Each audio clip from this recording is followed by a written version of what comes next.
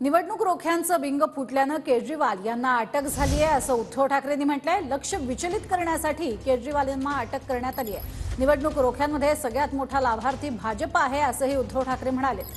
तर चित्रविचित्र सोबती एकत्र घेण्याचं भाजपचं काम सुरू असल्याचं उद्धव ठाकरेंनी म्हटलंय। आता त्यांच्याकडचे जे ठग आहेत त्यांच्यावरच्या सगळ्या केसेस मागे घेतल्या जात आहेत। त्यांचं बिंग फुटल्यानंतर आता निवडणूक रोख्यांचं बिंग फुटल्यानंतर केजरीवालना अटक झाली, कारण त्याच्यामध्ये सगळ्यात मोठा लाभार्थी हा भाजप आहे।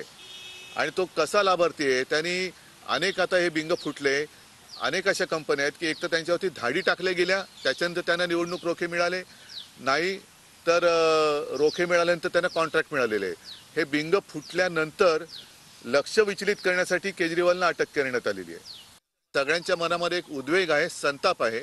ज्या पद्धतीने गद्दारी करून महाराष्ट्र विकास आघाडीचं सरकार पाडलं, गद्दारी करून सरकार स्थापन केलं आणि जे चित्रविचित्र आता त्यांचे सगळे सोबती एकत्र घेण्याचं त्यांचं काम चालू आहे, ते पाहिल्यानंतर जनता वाट पाहते।